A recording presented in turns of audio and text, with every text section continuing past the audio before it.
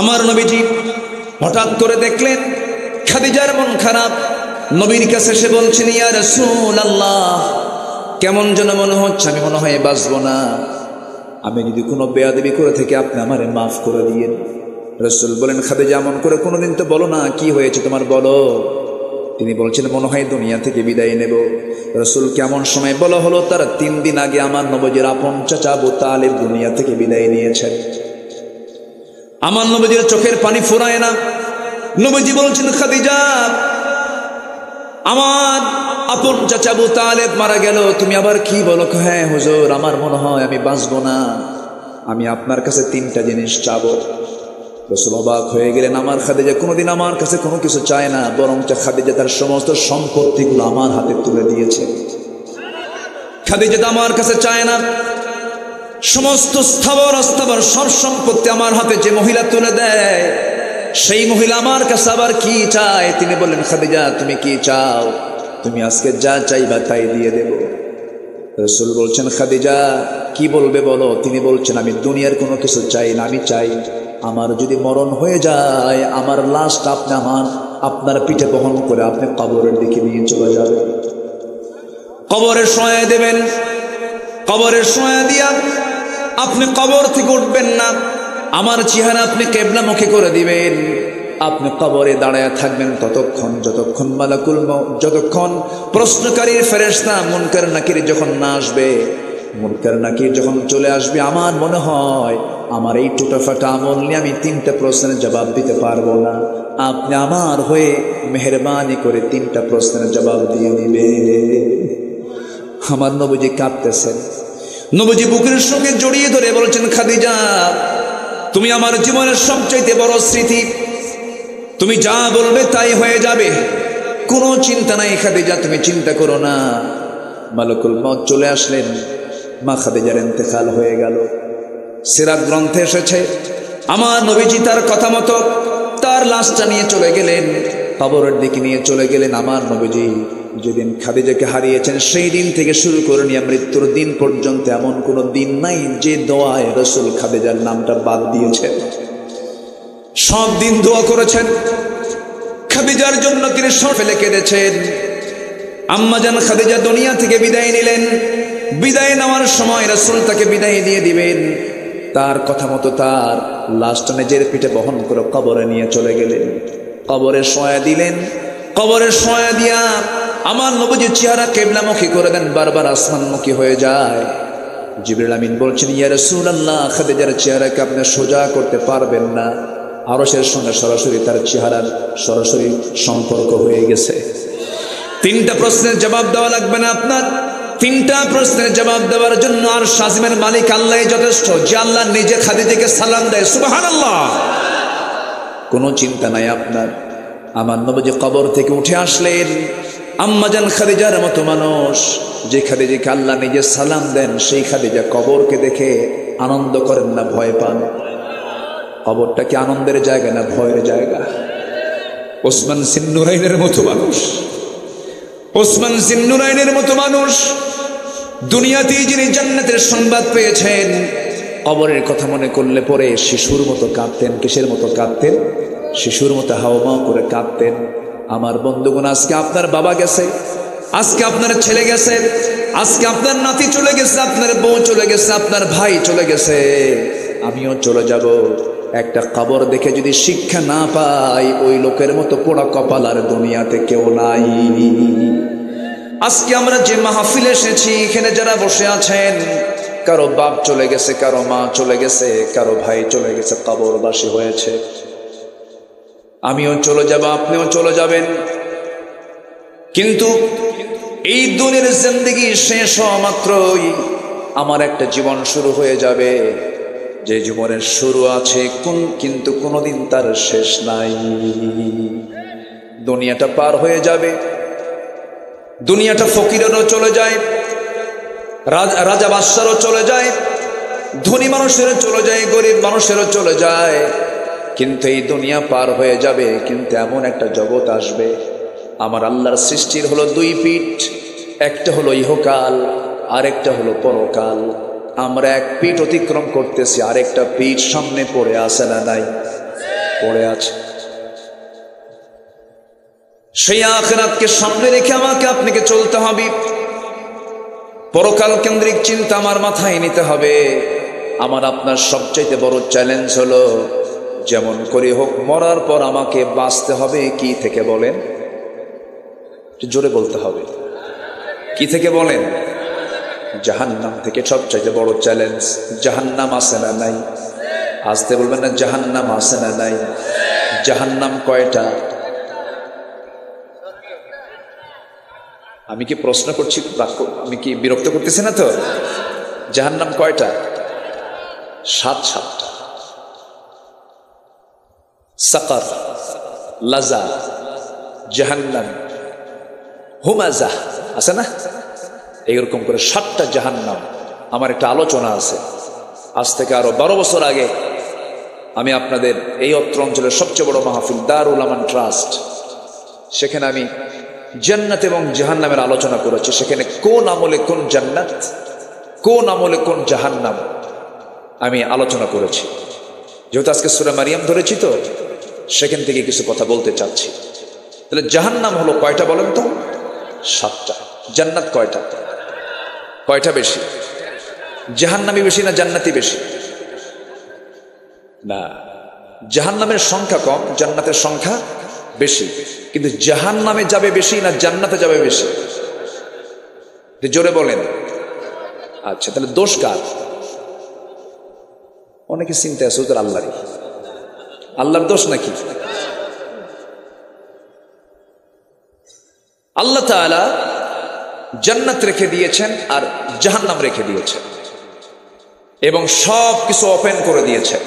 বান্দা, আমি তোমার সামনে সবকিছু ওপেন করে দিলাম, এই আমলটা করবা, জান্নাত বুঝে নিবা। এই আমলটা করবা, জাহান্নামও বুঝে নিবা। সব কিছু বিষয়, হালাল হারাম, ন্যায় অন্যায়, সত্য মিথ্যা, সবকিছু কি আড়াল করে না প্রকাশ্য? সব কি স্পষ্ট না অস্পষ্ট না সুস্পষ্ট? সুস্পষ্ট। আমার বন্ধুগণ, আমার আপনার জীবনের সবচেয়ে বড় চ্যালেঞ্জ হলো জাহান্নাম থেকে আমি কেমন করে বাঁচবো, জাহান্নাম থেকে আমি কেমন করে পরিত্রাণ পেয়ে যাব। জাহান্নাম থেকে বাঁচার জন্য জাহান্নামের আমলগুলো বাদ দিতে হবে, জান্নাতের আমলগুলো করতে হবে। জাহান্নামের বদ আমলগুলো কি কি তারও তালিকা কোরআনে আছে। জান্নাতে যাওয়ার আমলগুলো কি কি তারও তালিকা আছে। আল্লাহ রাব্বুল আলামিন বলছেন, বান্দা, আমি তোকে এমন কিছু বদ আমল আছে যে বদ আমলের জন্য আমি তোকে শুধু জাহান্নাম দেব না, জাহান্নামের গর্তের মধ্যে আমি তোরে ঢুকাবো। জাহান্নামের গর্ত এত ভয়ঙ্কর, জাহান্নামের গর্ত দেখে জাহান্নাম পর্যন্ত ভয় পায়। এত ভয়ঙ্কর জাহান্নামের গর্তগুলো, অনেকগুলো গর্ত আছে। এর মধ্যে একটা গর্তের নাম হলো, এখানে আল্লাহ তাআলা উল্লেখ করেছেন গাইয়া। কি বলেন তো? গাইয়া। আল্লাহ রাব্বুল আলামিন বলেন, فَخَلَفَ مِن بَعْدِهِمْ خَلْفٌ أَضَاعُوا الصَّلَاةَ وَاتَّبَعُوا الشَّهَوَاتِ فَسَوْفَ يَلْقَوْنَ غَيًّا। আল্লাহ রাব্বুল আলামিন বলেন, যে সমস্ত বান্দার ভিতরে আমি মারাত্মক দুটো দোষ পেয়ে যাব, তাকে আমি শুধু জাহান্নাম দেব না, জাহান্নামের গর্তের মধ্যে ঢুকাবো। সেই জাহান্নামের গর্তের নাম এখানে আসছে গাইয়ুন, গাইয়া নামক গর্ত, গাই নামক গর্ত। যে গাই নামক গর্তটা এত ভয়ঙ্কর, জেলখানার ভিতরে যারা জেল খাটছেন, জেলের ভিতরে ভালো মানুষও যায়, মন্দ মানুষও যায়। আল্লাহর পয়গম্বররাও জেল খেটেছেন, ইতিহাসে আছে না নাই? আসতে বলবেন না, আছে না নাই? আচ্ছা, যেমন বলেন তো, একটা নবীর নাম বলেন তো। ওয়াজ তো সবাই পারেনি দেখি, বলি আলহামদুলিল্লাহ। জাহান্নামের গর্তের নাম বলেছে। জাহান্নামের গর্তের নাম কি বলেন? গাই। বলেন সবাই, গাই। বলেন কি? গাই। আবার বলেন কি? গাই। গাই নামক গর্তের মধ্যে ঢুকাবেন। দুটো অপরাধ করলে পরে শুধু জাহান্নাম না, জাহান্নামের গর্তের মধ্যে ঢুকায় দিবে। জেলের মধ্যে একটা সেল আছে। জেলের মধ্যে সেল আছে না নাই? জেলে আরাম পাওয়া যায়, কিন্তু সেলে কি আরাম পাওয়া যায়? জেলের মধ্যে আরেকটা জেল হলো সেল। সেখানে একটা ছোট্ট জায়গা থাকে, ধরেন 4 হাত বাই 5 হাত অথবা 6 হাত সীমিত একটা জায়গার ভিতরে, সেখানে পায়খানা সেখানে করতে হয়, পেশাব সেখানেই করতে হয়, একটা ড্রেন থাকে। যারা ইনসাইডে গেছেন তারা দেখেছেন। এটা হচ্ছে সেল। তো আল্লাহ তাআলা বলছেন জাহান্নাম শুধু না, আমি তোকে জাহান্নামের গর্তের মধ্যে ঢুকাবো যদি 2টা অকাম করে আসিস। কয়টা অকাম? 2টা অকাম। 1 নম্বর হলো যারা নামাজকে নষ্ট করে ফেলেছে। আমার দেশে তো বেনামাজি নাই। আসতে বলে, আসতে বলবেন না, আছে না নাই? মনে হয় আমি কষ্ট দিয়ে ফেলতেছি। হুজুর আজকে আপনাদের তো আপনি জাহান্নামে ঢুকাই দিলেন। ভাইরে, নামাজ আমার বুকটা ফেটে যায় জানেন। 18 কোটি মানুষ আমার দেশে, 18 কোটি, কম কথা না কিন্তু। আমার মনে হয় আরব গালফেও এত লোক নাই। আরবের যে আরব গালফ যে কান্ট্রিগুলো আছে, এত জনগণ মনে হয় হবে না সব মিলে, হয়তো সমান সমান হতে পারে। এত বিশাল জনগোষ্ঠী মুসলিম, অথচ নামাজ পড়ে মাত্র 5%। কয় পার্সেন্ট বলেন? 5%। বুকটা ফেটে যায়। নামাজি নাই। কিন্তু আমার বন্ধুগণ, যদি প্রশ্ন করি আমার দেশে এই মুহূর্তে মসজিদ বেশি না মুসল্লি বেশি? আসতে বলবেন না কি বেশি? বলেন। মুসল্লির তুলনায় মসজিদ বেশি। ছোট্ট একটা গ্রাম, আগে অনেক মিল ছিল। অনেক দূর থেকে বুড়া মুরব্বীরা মসজিদ আসতেন হেঁটে হেঁটে। তারা ভাবতেন দূর থেকে যাব, সওয়াব প্রতি কদমে কদমে বেশি পাওয়া যাবে। আজ থেকে 20-30 বছর আগের দিকেও তাকান, দূর থেকে মসজিদে হেঁটে হেঁটে চলে যেত। মসজিদ বানানোর কোনো প্রয়োজন ছিল না। তারা মনে করত আমরা বড় জামাত করব, বড় জামাতে নামাজ পড়ব। কিন্তু আজকে গ্রুপ গ্রুপ হয়ে হয়ে একটা গ্রামের মধ্যে এই প্রান্তে একটা মসজিদ, মাঝখানে একটা মসজিদ, ওই কোণার একটা মসজিদ। আমি কি ভুল বলতেছি? মসজিদ বেশি দরকার না মুসল্লি বেশি দরকার? মুরব্বী রাগ করতেছেন না তো? এই কথাগুলো বলার দরকার আছে না? কেন মসজিদ বেশি হলো? মসজিদ বেশির কারণ হলো ওর দাদার জায়গার উপরে মসজিদ। আমার দাদা নেই, তোর দাদার জায়গায় মসজিদ নামাজ পড়তে যাব না, আমার দাদার জায়গার উপরে মসজিদ বানাবো। যে মসজিদ তৈরির লক্ষ্য হলো ভ্রাতৃত্ব নষ্ট করা, সেই মসজিদে নামাজ পড়াও জায়েজ নাই। ঠিক কিনা? আমি কিন্তু কথাগুলো মেরে দিচ্ছি, যেদিক দিয়ে যায় সেদিক দিয়ে চলে যায়। ঠিক আছে না কথাগুলো? খালি টাকা আছে দেখি আপনি মসজিদে একটা জায়গা দান করবেন, এটা এতই সহজ। আমার রাসূল কিছু মসজিদের দেরার যেটা ছিল আগুন দিয়ে জ্বালায় দিয়েছেন। রাসূল মুনাফিকদের মসজিদে কি ধরায় দিয়েছেন? আগুন ধরায় দিয়েছেন। আমার বন্ধুগণ, আজকে মসজিদ ঘন ঘন, কিন্তু মুসল্লি নাই, নামাজের কোনো খবর নাই। ফজরের সময় আজান হয়, একটা গ্রামের 3টা মসজিদ থেকে আজান হয়ে যায়। আজান চলছে মসজিদ থেকে, মসজিদগুলো পাকা পাকা হয়ে গেছে, টাইলসওয়ালা মসজিদ। কিন্তু আমার নবীর মসজিদটা ছিল, সেই মসজিদটা পাকা না কাঁচা ছিল? কাঁচা ছিল। কিন্তু মসজিদ ছিল কাঁচা, ইমানটা ছিল পাকা। হারে কি পাকা ইমান ছিল তাদের! আমার নবীজি নামাজে দাঁড়াইছেন, মুসল্লিরা নামাজে দাঁড়ায় গেছেন। কি মজা পেয়েছেন নামাজের ভিতরে! এই গত রমজানে আমি আমার নবীর কবরের পাশে দাঁড়িয়ে নামাজ পড়েছি।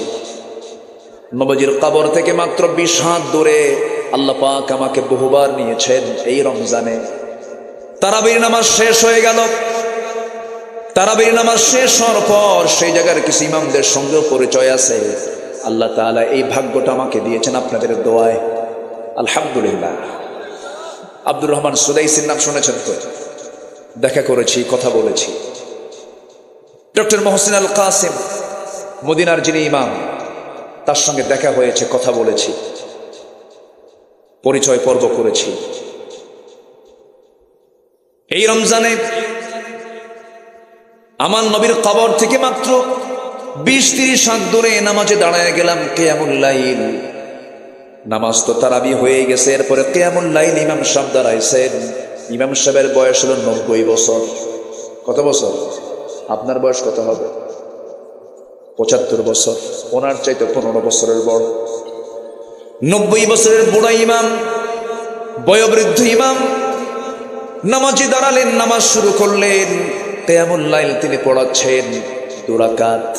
কিয়ামুল লাইল নফল নামাজ পড়তে সময় লেগেছে 39 মিনিট। যেরকম সুবহানাল্লাহ। ওটা কি নামাজ? নফল নামাজ। 2019 সালে মনে আছে, আমার বাবা ডান পাশে, একসঙ্গে হজে গিয়েছিলাম আমি আর বাবার পায়ে সমস্যা, নামাজে দাঁড়াইছি, নামাজ পড়তেছি। এরকম বয়স্ক ইমাম ফজর 2 রাকাত নামাজ পড়ালেন। নামাজ পড়তে পড়তে সময় লেগে গেছে প্রায় 29 মিনিট। যদি আমার দেশের কোন ইমাম যদি ফজরের নামাজে যদি 29 মিনিট সময় দিয়ে যদি একদিন নামাজ পড়ায়, নামাজও শেষ, বলবে হুজুর টোপলা নেন। ঠিক কিনা? সময় তো দিতে হবে নামাজের ভিতরে। আমরা ওয়াজ শুনি ঘন্টা ঘন্টা, কিন্তু নামাজ পড়তে বিরক্ত, তার লাভটা হলো কি? ওয়াজে বেশি সময় দরকার না, নামাজে বেশি সময় দরকার? নামাজে। আল্লাহ তাআলা বলছেন ফাখলাফা মিন বাদিহিম খালফুন আদাউস সালাহ ওয়াত্তাবাউশ শাহাওয়াত। আমি তাদেরকে জাহান্নামের গর্তের মধ্যে ঢুকায় দেব যারা নামাজকে নষ্ট করে ফেলেছে, যারা নামাজ পড়ে নাই। আবার আরেক জায়গায় আয়াতের ব্যাখ্যার একটা আয়াত আল্লাহ রাব্বুল আলামিন বলেছেন, কোরআন তেমন একটা কিতাবের নাম, একটা আয়াতের ব্যাখ্যা আল্লাহ তাআলা আরেকটা আয়াতে দিয়েছেন। আল্লাহ রাব্বুল আলামিন বলেন, মা সালাকাকুম ফি সাকার ক্বালু লাম নাকু মিনাল মুসাল্লিন ওয়া লাম নাকু নুতঈমুল মিসকিন ওয়া কুন্না নাখুদু মা'আল খায়িদিন। ও জাহান্নামের, আজকে তোমরা জাহান্নামে কেন? জাহান্নামে প্রবেশ হওয়ার মূল কারণটা কি বলো? জাহান্নামীরা বলবে আমরা 4টা কাজ দুনিয়াতে করে আসি নাই। মুখস্থ করবেন কয়টা কাজ? আবার বলেন কয়টা কাজ? আমি কিন্তু আলোচনা শেষে আবার প্রশ্ন করব। রাগ করতেছেন নাকি আপনারা? আমার আলোচনার ধরনটা একটু ভিন্ন।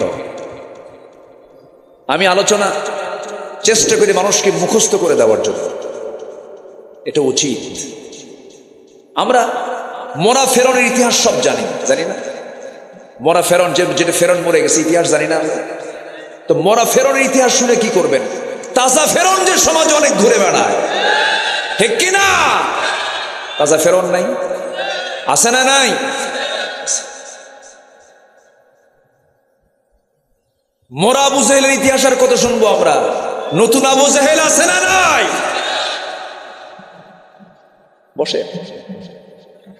বসেন এখানে, বসেন।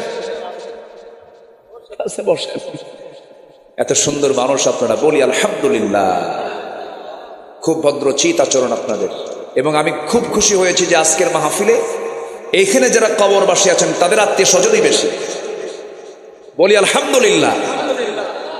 জানেন কবরবাসী তারা আজকে অপেক্ষা করছে, আমার ছেলে, আমার নাতি, আমার আত্মীয় আমার জন্য দোয়া করবে। এটাই তো মাহফিলের মূল লক্ষ্য, তো এটাই। আল্লাহ তুমি কবরবাসীর সমস্ত আযাবকে তুমি আল্লাহ মাফ করে দাও। একটু জোরে বলেন না ভাই আমিন? আর একটু জোরে বলেন আমিন। আমার দিকে তাকা। সম্মানিত ভাইয়েরা, সম্মানিত বন্ধুগণ, জাহান্নামে যাওয়ার মূল কারণ কয়টা বললাম বলেন তো? নাম্বার 1 হলো জাহান্নামীরা বলবে আমরা আজান শুনেছি কিন্তু নামাজে যাই নাই। এমন লোক তো আমার দেশে খুঁজে পাওয়া যাবেই না। হ্যাঁ, কিন্তু এই নাজিরপুর বাজারে, এই চাষকর বাজারে ব্যবসায়ীর কানে কানে কি আজান যায় না? আসতে বলুন, আজান যায় কি যায় না? সব ব্যবসায়ী যদি আজান শোনার সঙ্গে সঙ্গে, আজানটা মূলত কার ডাক? আসতে বলবেন না কার ডাক? আল্লাহ মানে কে? এই আকাশটা কার? ওই সূর্য কার? ওই চন্দ্র কার? এই জমিনটা কার? আমার প্রাণ কার হাতে? ডাক দিচ্ছেন কে? শুনতেছে কে? শুনতেছে ব্যবসায়ী। আমরা, তাই না? তাহলে আমরা শুনলাম, ডাক শুনলাম আজানের, হাইয়া আলাস সালাহ, হাইয়া মানে কি? তাড়াতাড়ি করে আসো, হাইয়া আলাল ফালাহ, তাড়াতাড়ি করে কল্যাণের দিকে আসো। হাইয়া, হাইয়া শব্দটার আরবি যার অর্থ হলো তাড়াতাড়ি করে মসজিদের দিকে চলে আসো, তাড়াহুড়ো করে আসো। আমরা দেখবেন যে কোনো কাজ, যে কোনো শক্ত ভারী জিনিস যখন আমরা একা না পারি, তখন সবাই মিলে বলি কি বলি? হাইয় বলি না? বলি কিনা? হাইয় বলি কিনা? এই যেটা জোরালো চেষ্টা আমরা করি। আল্লাহ বলছেন বান্দারা তাড়াহুড়ো করে সব কাজ ফেলে একসঙ্গে চলে আসো, নামাজের দিকে আসো, নামাজে দাঁড়াও। আজান হয়ে যায় সুন্দর মিষ্টি সুরে, ব্যবসা চলে, সব চলে, কিন্তু বান্দা নামাজে হাজির হয় না। জাহান্নামে যাওয়ার 1 নাম্বার কারণ হলো আজান শুনেছে কিন্তু বান্দা নামাজে যায় নাই। এটা হলো 1 নাম্বার কারণ। জাহান্নামে যাওয়ার 1 নাম্বার কারণ হলো নামাজটাকে ছেড়ে দেওয়া। নাম্বার 2 হলো জাহান্নামে যাওয়ার 2 নাম্বার কারণ হলো বান্দার হক নষ্ট করে ফেলা। মিসকিনদের খাবার দানে যারা উৎসাহ দেয় নাই, বান্দার হক যারা নষ্ট করেছে, রাস্তার টাকা মেরে খেয়েছে, জনগণের টাকা মেরে খেয়েছে, এতিমের মাল, ভাতিজার মাল চাচা মেরে খেয়েছে, বোনের সম্পত্তি ভাই বুঝে দেয় না, এমন ভাই তো গুরুদাসপুরে নাই। আসতে বলবেন না? আছে না? নাই? বলবো। আবার যদি জমি যদি ভাগ করে দেওয়া লাগে দিবেন তো? তাহলে মাহফিল সফল। বলি আলহামদুলিল্লাহ। তাহলে 2টা কারণ বললাম। বোনের সম্পত্তি মেরে খাওয়া যাবে? যাবে যাবে। আচ্ছা, আমার দেশে কি বোনের সম্পত্তি দেওয়া ভাই কি বেশি না কম? ভালো করে বলবেন। বোনের সম্পত্তি পুঙ্খানুপুঙ্খ পাই টু পাই বুঝায় দেয় এমন ভাইয়ের সংখ্যা বেশি না কম? নাই। খালি দোয়া করে দেয়, দোয়া করে দেয়। ওই দেখেন, দোয়া করে দেয়। উনি ভুক্তভোগী, উনি খুব রাগ করছে। আবার আড়াল থেকে হয়তো মা বোন বলতেছেন, হুজুর ভালো কিরকম ভাই কিছু বসে আছে, যদি অংশটা পাই। ঠিক আছে না?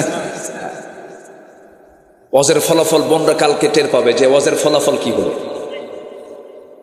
শোনেন, আল্লাহর হক আর বান্দার হক, এই 2টা ঠিক যদি কোনো বান্দা রাখতে পারে, জান্নাতে যেতে তার কোনো বাধা নাই। যেরকম সুবহানাল্লাহ। কার হক? 1 নাম্বার কার হক? আল্লাহর হক। 1 নাম্বার হলো নামাজ। 1 নাম্বার কি বলেন? নামাজ। বান্দার হক আছে না নাই? আচ্ছা, আল্লাহ তাআলা কিন্তু ইচ্ছা করলে কবরের সব হিসাব নিতে পারতেন, কিন্তু আল্লাহকে সব হিসাব কি কবরে নিবেন? কোথায় নিবেন বলেন? সবাই বলেন। হাসরে। কেন এত টাইম কি দরকার?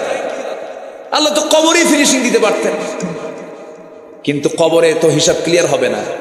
কেন? আল্লাহর হক নহে। আল্লাহ বললেন তুই নামাজ পড়ছিস না, বিচার করে ফেললেন। কিন্তু যে বান্দা কবরে গেছে, ওর আত্মীয় স্বজন এখনো মরেই নেই। আসতে কয়, ঠিক কিনা বলেন? আবার ওই যে কাবিল প্রথম যে খুনটা করেছিল, ইতিহাস কিন্তু জানলে ওয়াজ শুনতে মজা লাগে। এখন ওই ইতিহাসগুলো যারা জানেন তারা জিনিসটা ক্লিয়ার হবে। প্রথম যে খুনটা করছিল সেটা কে? না, কাবিল। কে করেছিল? মারছে কাকে? হাবিলকে। যত খুন হবে সমস্ত খুনের একটা অংশ, একটা অপরাধের একটা অংশ কার আমলনামায় যাবে? ওই কাবিল পাবে। তাহলে এখন বলেন, তাহলে কবরে কি বিচার শেষ করা সম্ভব? না। তাহলে এই কবরের এখানে বিচার করলে তাহলে সঠিক বিচার হবে না। এই জন্য আল্লাহ তাআলা কায়েম করেছেন হাসর। কায়েম করেছেন কি? হাসর। হাসরে বিচার করবেন কে? আল্লাহ তাআলা। সব ডেকে আনবে, সবগুলোকে গোছায় আনবে। তাহলে জাহান্নামে যাওয়ার সূরা মারিয়ামের ভিতরে আল্লাহ তাআলা একটা গর্তের মধ্যে ঢুকাবেন। সেই গর্তের নাম কি বলেন তো? গাই। বলেন, আবার বলেন কি? গাই। কয়টা কারণে? 2টা। এর মধ্যে 1 নম্বর কারণ কি? নামাজ নষ্ট করা। আবার এইদিকে সূরা মুদ্দাসসিরে বলছেন 4টা কারণে বান্দা জাহান্নামে যাবে। এর মধ্যে 1 নম্বর কারণ কি? নামাজ। তাহলে এখানেও নামাজ, ওখানেও নামাজ। এরপর বলছেন বান্দার হক যারা নষ্ট করবে, বোনের সম্পত্তি বুঝে দেয় না, বাবা মারা গেছে 1 যুগ আগে, কিন্তু ভাইরা শুধু তাল বাহানা করে। বোন যখন মাঝে মাঝে আসে, বোনকে পাম্পট্টি দেওয়ার জন্য কাঁচা গোল্লা নিয়ে আসে। নাটোরের সেই রেল স্টেশন থেকে কাঁচা, কি রেল স্টেশনে না, হ্যাঁ নিচা বাজার থেকে নিয়ে আসে। নিয়ে এসে বোনকে বলে, বোন বসো। ও আমার বোন, তোমরাই তোমার বড় বোন, বাপ মারা গেছে, অংশ নিতে এসেছো। একটা কথা বলি, বোন রাগ করো না, অংশ নিলে কিন্তু ধ্বংস হয়। দেখছেন কি ওয়াজটা দিল, দেখি মানে শয়তান ফেল। এরকম আছে না ভাই? এরকম ভাই আছে না? অংশ দিয়ে দিতে হবে। লিযযাকারি মিসলু হাযযিল উনসায়াইন। যেদিন আপনার বাবা মারা গেছেন সেদিন থেকে আপনার বোন, আপনি যা পাবেন তার অর্ধেক আপনার বোন পেয়ে গেছে। 5 ভাই, কোনো কথা নাই। একটা গামছা বাবা রেখে গেছেন, গামছাটাকে প্রয়োজনে 5 টুকরা করে 5 ভাই নিয়ে নেবে। এটাই হলো ইনসাফ। এই দুনিয়াতে যার এরকম বিচার ঠিক থেকে যাবে, তার জন্য জান্নাত ঠিক থেকে যাবে। দুনিয়াতে যার অংশ বন্টন ঠিক আছে, তার জান্নাতের অংশ বন্টনও ঠিক থাকবে, নষ্ট করা যাবে না। আমার বন্ধুগণ, গাই নামক গর্তের ভিতরে সরাসরি কোরআনে আসছে, 7টা অপরাধ করলে, 2টা অপরাধ করলে পরে বান্দাকে গাই নামক গর্তের মধ্যে দেব। আরেকটা অপরাধ হলো ওয়াত্তাবাউশ শাহাওয়াত। মন যা চায় সে অনুযায়ী চলে। মন চায় মদ খাবো, মদ খায়। এমন লোক আছে না নাই বলেন? মদের দোকান নাটোর জেলায় নাই, মদখোর নাটোর জেলায় নাই। তাহলে ওরা কিন্তু হজও করে, আবার লেখে আলহাজ অমক। ও যে মদ খায় লেখা উচিত আলহাজ মদখোর। নাটোর জেলায় তো সুদখোর নাই। আসতে বলবেন আছে না নাই? আমার ওয়াজ শুনে যদি আজকে কেউ মন খারাপ করেন, তাহলে ভাববো ওটা সুদ খায় আর ওটা মদ খায়। আমার বন্ধুগণ, আল্লাহ রাব্বুল আলামিন সরাসরি আয়াতের মধ্যে বললেন, 2টো অপরাধ করবা আমি জাহান্নামের খাই নামক গর্তের মধ্যে দেব। একটা হচ্ছে নামাজ নষ্ট করবা, আর একটা হলো মন যা চায় তাই করবা। আমরা কি নফসের গোলাম হব না আল্লাহর গোলাম হব? কার গোলাম হব? আল্লাহর গোলাম হব। আল্লাহ রাব্বুল আলামিন এই 2টা সরাসরি কারণ বললেন। তাফসীরে কুরতুবীর মধ্যে এসেছে, তাফসীরে কুরতুবীর মধ্যে এসেছে, ইমাম কুরতুবী আরো 7টা কারণ তুলে ধরেছেন। হাদিসকে সামনে রেখে ব্যাখ্যায় তিনি বলেছেন, আরো 7টা অপরাধ যারা করবে তাদেরকে গাই নামক গর্তের মধ্যে ঢুকানো হবে। তার মধ্যে 1 নাম্বার হলো, যে জেনাকার জেনা করতে করতে পাকা হয়ে গেছে, এমন জেনাকার বুঝি বাংলাদেশে নাই? আছে না নাই? আচ্ছা। নাম্বার 2 হলো, যে মদ্যপায়ী মদ পান করতে করতে বুড়া হয়ে গেছে, মদ ছাড়ে না। নাম্বার 3 হলো, যে সুদখোর, সুদের কারবার করতে করতে সুদে পাকা হয়ে গেছে, আল্লাহ তাকে জাহান্নামের গর্তের মধ্যে ফেলে দিবেন। যে সন্তান পিতামাতার হক আদায় করে না, পিতামাতাকে কষ্ট দেয়। আজকে আমি মাহফিল আসতে নিয়ে একজন যুবক আমাকে কেঁদে কেঁদে বলছে, হুজুর আপনি এমন একটা আলোচনা করবেন। এই যে লেখছে আমাদের এলাকায়, বামনকোলা এলাকায় প্রায় বাড়িতেই দেখি বৃদ্ধা মা নির্যাতিত হয়। ছেলেরা বৃদ্ধ মার কথা শোনে না, বউদের কথা শোনে। বৃদ্ধ মা নিজে পাক করে, রান্না করে খায়, খুব কষ্টে আছে এ সকল বৃদ্ধ মা। এটা কি যৌক্তিকতা আছে না নাই? আমি খুব কেঁদে, কে যেন দিচ্ছে আমি চিনিও না, আসতে নিয়ে দেখলাম আমাকে একজন দিয়েছে। এটা খুব, আমি এটা পড়ে আমার চোখে পানি আটকাতে পারি। একটা প্রশ্ন করব ভাইরে, মা বড় না বউ বড়? ভালো করে কবে, চিন্তা করে কবে, মা বড় না বউ বড়? আবার বলেন, মা বড় না বউ বড়? মাহফিলে মা বড়, বাড়িতে বউ বড়। দেখেন মুরব্বী কি কয়। হ্যাঁ,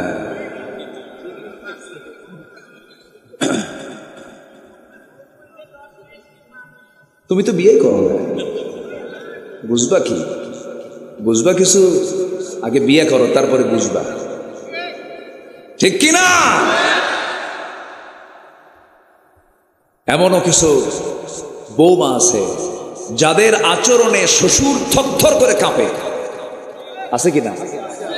আছে না নয়? আপনি স্বামী, আপনার এগুলো মাথায় রাখতে হবে। এগুলো মাথায় রাখতে হবে। বৃদ্ধা মা, উনি রান্না বান্না করে খাবেন একা একা, হাজারো গন্ডগোল লাগুক, এটা হারাম। হাজারো ভুল হয়ে যাক, মা ভুল হলে ওটা আইন, বাপ ভুল করলে ওটাই আইন, কোনো কথা বলা যাবে না। যে সন্তান বাপ মার বিরুদ্ধে বিচার চায় ওটা অবাধ্য, কুপুত্র, ঠিক কিনা? লজ্জা শরম নাই ওগুলো লজ্জা শরম নাই। কিন্তু মা কিন্তু কাউকে বলে বেড়ায় না, মা বলেন না। মাকে আপনি যদি বলেন, মা তোমাকে নাকি তোমার ছেলে এরকম করে, না আমার ছেলে খুব ভালো, আমি কি ভুল বলতেছি? মার কলিজা তোমার মতো না, মার কলিজা হচ্ছে আকাশের মতো উদার। মার সঙ্গে নাফরমানি করা যাবে না। যে সন্তান বুড়াকালে বাপ মাকে দেখার সময় পায় না, বিভিন্ন ব্যবসার অজুহাতে, চাকরির অজুহাতে, এগুলো হারাম, তার কোনো কাজে বরকত হবে না। আমার বন্ধুগণ, পাহাড়িয়া গর্তে তিনজন যুবক একটা সফরে রওনা দিয়েছে। প্রচন্ড ঝড়, গর্তের মধ্যে গিয়ে আশ্রয় নিয়েছে। আমার নবীজি এরকম করে একদিন আলোচনা করছিলেন। আলোচনার মাঝে আমার নবীজি বলে ফেললেন, সাহাবীরা, বনি ইসরাইল গোত্রের তিনজন যুবক, তারা পাহাড়ি একটা গর্তের মধ্যে ঢুকে পড়ল। প্রচন্ড ঝড় শুরু হয়ে গেছিল। এমন সময় বাঁচার জন্য আশ্রয় নিল গর্তের ভিতরে। প্রচন্ড ঝড় যখন শুরু হয়ে গেল, সাথে ঘন বৃষ্টি শুরু হয়ে গেছে। পাহাড়ি ঢলে উপর থেকে বিশাল ওজনের একটা পাথর এসে ওই গর্তের গুহার মুখে এসে আটকে যায়। মৃত্যু ছাড়া কোনো গতি ছিল না তাদের। এমন সময় তিনজন যুবক চোখের পানি ফেলে ফেলে কান্দে, আর আল্লাহর কাছে তিনজন তিন দিক হয়ে বসে গেল, দোয়া করতেছে। আল্লাহ, এক যুবক দোয়া করে, আল্লাহ, জীবনে তেমন কোন আমল করতে পারি নাই, তবে একটা রাত আমি চেষ্টা করেছি আমার যৌবনকে কন্ট্রোল করার জন্য। আমি আমার চাচাতো বোনের ঘরের মধ্যে ঢুকলাম, তার সঙ্গে আমি জিনা করব। আমি তার বুকের উপর উঠে গিয়ে বসেছি। এমন সময় আমার সেই বোনটা বলল, ভাই রে, আমি তুমি দুজন যদিও ঘরের মধ্যে নির্জনে কথা বলছি, জেনার কাছে লিপ্ত হয়ে যাচ্ছি, কিন্তু জানো সবচাইতে বড় রাজ সাক্ষী কিন্তু আমার আল্লাহ দেখতেছেন। সঙ্গে সঙ্গে, ও আল্লাহ, আমি জেনার কাছ থেকে নিজেকে দূরে রেখে চলে এসেছি, জেনার কাছে লিপ্ত হই নাই। নাম্বার 2 যুবক, সে আল্লাহর কাছে প্রার্থনা করছে, আল্লাহ, আমি একজন লেবার নিয়েছিলাম কাজের জন্য, শ্রমিক, সকাল সন্ধ্যা কাজ করলো। সন্ধ্যার সময় আমি তাকে তার পাওনা দিয়ে দেব, কিন্তু আমি ছিলাম না, সে পাওনা না নিয়েই চলে গেল। আমি তার কাছে ঋণী হয়ে গেলাম। ওই শ্রমিকের পাওনা টাকা দিয়ে আমি একটা ছাগল কিনেছিলাম, সে ছাগলটা বড় করেছি, সেখান থেকে অনেকটা ছাগল জন্ম নিয়েছে, ছাগল পাল হয়ে গেছে। বহুদিন পর সে যখন আমার কাছে আসলো, আমি আমানত স্বরূপ শুধু ওই টাকা না দিয়ে ছাগল পালটা আমি তাকে দান করে দিয়েছি। আল্লাহ, আমি আমানত রক্ষা করেছি। প্রথম জন বলল, আমি যৌবনকে হেফাজত করেছি। তৃতীয় যুবক বলতেছে, আল্লাহ, কোন এক রাতের আধারে, গভীর রাতে আমি বাড়িতে আসলাম, আমার বউ আমাকে অজুর পানি দিল, আমি অজু বানালাম, পরিষ্কার হলাম। আমার হাতে একটা গ্লাস দুধ আমাকে দিয়ে বলল, তুমি এটা পান করো। আমি এটা পান করলাম না। আমার গ্লাস হাতে নেওয়ার সঙ্গে সঙ্গে আমার মনে পড়ে গেছে বুড়া মায়ের কথা। আমার মা আমার পাশের ঘরে শুয়ে আছি, আমার মেয়েটা দুধ খাওয়ার জন্য অস্থির, মেয়েকেও দিলাম না, আমিও নিলাম না, আমিও খেলাম না। আমার ঘরে গিয়ে দেখি মা ঘুমানো। মা শেষ রাতের দিকে জায়গা পেয়ে দেখে আমি তার সামনে গ্লাস হাতে নিয়ে দাঁড়ায় আছি। আমি সেই সময় আমি আমার মাকে বললাম, মা, এই দুধটা তোমার জন্য আমি বরাদ্দ করেছি, আমি খাওয়ার কথা ছিল, আমার মেয়ে খাবে, কেউ খাই নাই, তুমি খাও মা। ওই বৃদ্ধা মাকে আমি আমার নিজের হাতে তুলে দিয়ে খাওয়া দিয়েছে। এতটুকু ছোট্ট খেদমত যদি হয়, আল্লাহ তুমি আমাদের এই বিপদ থেকে বাঁচায়া দাও। প্রথম জন যখন দোয়া করেছে তখন একটু পাথরটা মুখ থেকে সরে গেছে। দ্বিতীয় যুবক যখন দোয়া করেছে, পাথরটা আর একটু সরে গেছে। তৃতীয় যুবক যখন দোয়া করেছে, আল্লাহ, এতটুকু যদি তুমি আমার আমলটা পছন্দ করো, তুমি এই বিপদ থেকে বাঁচায় দাও। টোটাল ওই গুহার মুখ থেকে পাথরটা সরে গেল। সঙ্গে সঙ্গে তিনজন বান্দা, তিনজন যুবক এই বিপদ থেকে বেঁচে গেছে। জোরে বলেন সুবহানাল্লাহ। ঘটনা বর্ণনা করেছেন মুহাম্মদ সাল্লাল্লাহু আলাইহি ওয়াসাল্লাম। এখান থেকে আমরা শিক্ষা পেলাম কয়টা বলেন? আসতে বলবেন না, কয়টা শিক্ষা পেলাম? 3টা শিক্ষা পেলাম। নাম্বার 1 হলো আমার বন্ধুগণ, নাম্বার 1 হলো যুবকরা যারা আছো একটু কান লাগায় শোনো। ও যুবক, তোমার জন্য জান্নাত অপেক্ষা করছে। আল্লাহ তাআলা বলছেন, যুবক তুমি যদি তোমার যৌবনকে কন্ট্রোল করতে পারো, তুমি কি জানো আমার আরশ আজিমের মেহমান, ছায়ার মেহমান আমি তোমাকে বানায় নেব। জোরে বলুন সুবহানাল্লাহ। যৌবনকে কন্ট্রোল করতে হবে। বিবাহ পূর্ব কোনো রিলেশন করা যাবে না। আল্লাহর কসম করে বলি, আমার চোখে এ পর্যন্ত ধরা পড়ে নাই অবৈধ রিলেশন করে সম্পর্ক গড়ে যদি কোনো সংসার জীবনে যদি কেউ পদার্পণ করে, অন্তত ওই সম্পর্কের সংসার থেকে কখনো আল্লাহর ওলি কখনো বের হতে পারে না। এই জন্য নোংরামির কাছে যাবা না, অবৈধ কাছে যাবা না। নাম্বার 2 শিক্ষা হলো আমানতকে কখনো খেয়ানত করা যাবে না। চুল পরিমাণ আমানতের খেয়ানত করা যাবে না, ওয়াদা ভঙ্গ করা যাবে না, কথাকে এলোমেলো করা যাবে না। এটা এলোমেলো করলে ইমানের যে হক নষ্ট হয়ে যাবে। নাম্বার 3 হলো সবার বাড়িতে মা বাবা আছে না নাই? বলে আসতে বলবেন না, মা বাবা আছে না নাই? মা বাবা আছে। এখন বলেন, ভালো করে বলেন তো, মা বড় না বউ বড়? এটা জোরে বলতে হবে, আরো জোরে বলেন, কে বড়? মা বড়। আমার ভাইয়েরা,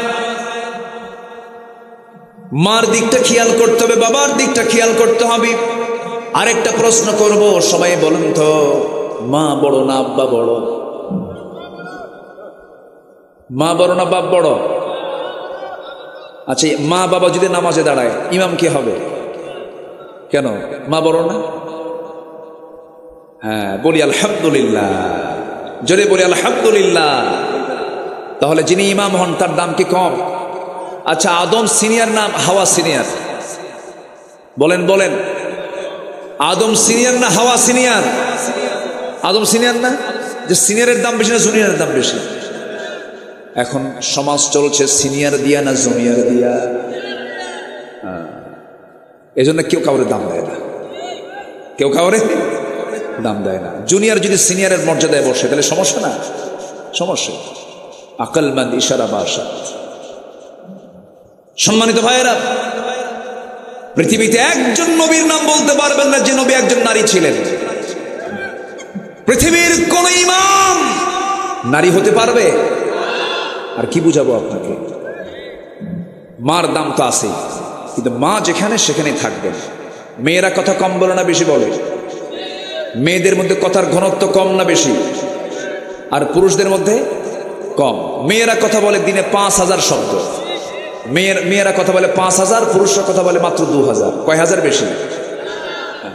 বেগুন কিনছেন, পোকা বেগুন, বৃষ্টির দিনের বেগুন, বাড়ি নিয়ে গেছেন, বটি দিয়ে কুটতে নিয়ে দেখেছে পোকা বেগুন। ওই পোকা বেগুনের তফসির হবে একটানা 3 ঘন্টা। আল্লাহ তাআলা মেয়েদেরকে এরকম করে বানাইছে। ওটা শুনবেন আর মুস্কি মুস্কি হাসি মারবেন, কহ তোর তফসির আমি শুনব। এটা মেয়েদের নেচার, এটা রাগ করা যাবে না। হ্যাঁ, শোনাই লাগবে, উপায় নাই, শুনতেই হবে। বলেন তো, বউ বড় না স্বামী বড়? ভালো করে কম। হ্যাঁ, ওই দেখেন বউ বড়, উনি কিন্তু আগে মেরে দিছে। বউ কোনো অংশ কম না। আচ্ছা, বইয়ের কথা শোনেন না আপনারা? বইয়ের কথা শোনেন না আপনারা? শোনেন তো, উপায় নাই তো। আমিও শুনি, আপনি শোনেন না?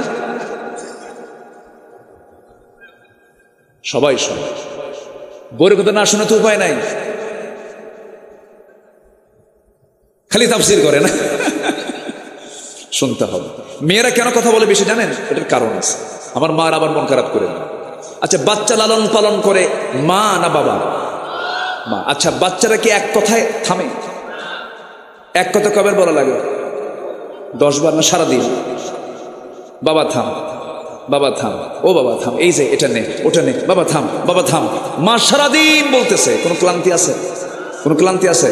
আর আপনার কোলে দিয়ে যদি বলা হয় তুই 2 ঘন্টা দেখ, খালি একবার বলবেন থাম, বাবা থাম, বাবা থাম, থাম। কি কথা বোঝেন নাই? তাহলে মেয়েদের যে আল্লাহ তাআলা কথা বাড়ায়া দিয়েছেন এর কারণ যুক্তি আছে না নাই? আল্লাহ আল্লাহু আকবার। আল্লাহ যাকে যেটা ডিপার্টমেন্ট দিয়েছেন সেই ডিপার্টমেন্টে সে কাজ করবে। বলি আলহামদুলিল্লাহ।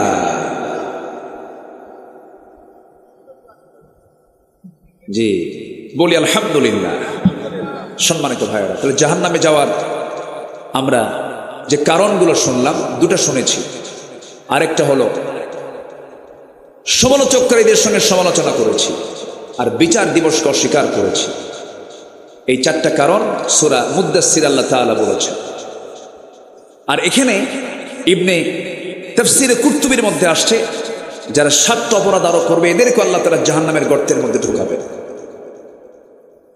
আমি যে আলোচনার পয়েন্টগুলো খুলছি 60 দিন মাহফিল হলে ভালো হবে। 60 দিন করে শুনবেন কেমনে? এ তো সম্ভব না। একটু সামারাইজ করে আমরা শুনি। আমল করবো না? আমল করবো না ইনশাআল্লাহ? আমল করবো। আচ্ছা, নামাজ ছাড়বেন কারা কারা? আজকের থেকে দেখে হাত তোলেন। নামাজ ছাড়বেন কারা কারা? নামাজ কেউ ছাড়বেন? 5 ওয়াক্ত নামাজ পড়বেন কারা কারা? একটু হাত তুলে দেখেন তো দেখি। জোরে বলি ইয়া আল্লাহ। আরো জোরে ইয়া আল্লাহ। আমাদেরকে 5 ওয়াক্ত সালাত আদায় করার তৌফিক তুমি আল্লাহ দিয়া দাও। জোরে বলে আমিন। হাত নামা। নাম্বার 5 হলো যারা মিথ্যা সাক্ষী দেবে আল্লাহ তাআলা তাদেরকে গাই নামক গর্তের মধ্যে ঢুকাবেন। একদম মিথ্যা সাক্ষী তো আমার দেশে নাই, নাই, নাই। সাক্ষী আছে? আছে। মিথ্যা সাক্ষী দেয়, মিথ্যা সাক্ষী দিবেন, এই যে গর্তের মধ্যে ঢুকায় দিবেন। কে ঢুকায় দিবেন? আল্লাহ ঢুকায় দিবেন। মিথ্যা সাক্ষীকে আল্লাহ ঢুকায় দিবেন জাহান্নামের গর্তের ভিতরে। আপনি একজন নিরপরাধ মানুষের বিরুদ্ধে মিথ্যা সাক্ষী দিলেন, সে জেলখানায় পচে মরল, তাকে ফাঁসিতে মেরে ফেলা হলো, কিন্তু আপনি মিথ্যা সাক্ষী দেওয়ার কারণে ওই লোকটা যে নির্যাতিত হলো তার বাড়িতে বাবা আছে না নাই? তার হক আছে না নাই? বাড়িতে বউ আছে না নাই? তার হক আছে না নাই? বাড়িতে তার ছেলে মেয়ে আছে না নাই? তার হক আছে না নাই? এই সমস্ত হকগুলো নষ্ট করলেন আপনি। আপনি নষ্ট করেছেন, উল্টা জাহান্নামে ঢুকতে হবে। মিথ্যা সাক্ষী দিবেন, খবর আছে না নাই? আমার ভাইয়েরা, আমি আপনি কেউ যাব, কেউ থাকবো না, দুনিয়া থেকে বিদায় নিয়ে নেব। আল্লাহ পাক আমাকে আপনাকে যে কোনো মুহূর্তে দুনিয়া থেকে উঠায় নেবেন। মালাকুল মউত প্রত্যেক দিন তাফসীর এসেছে, প্রত্যেক বান্দার কাছে 5 বার করে আসে। কয়বার করে আসে? 5 বার। ওনার কাছে 5 বার, আমার কাছে 5 বার, ওনার কাছে 5 বার। তাফসীর আসছে 5 বার করে মালাকুল মউত দেখে যায়, মাথা থেকে পা পর্যন্ত দেখে যায়। কিন্তু আল্লাহর তো অর্ডার নাই।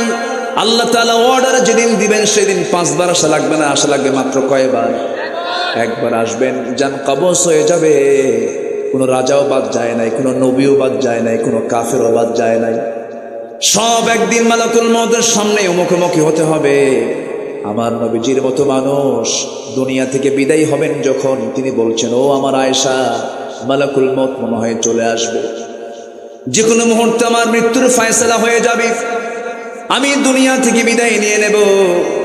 আমার নবীজির প্রথম স্ত্রী আম্মা জান খাদিজা রাদিয়াল্লাহু তাআলা আনহা ইন্তেকাল করেছেন মক্কায়। কোথায়?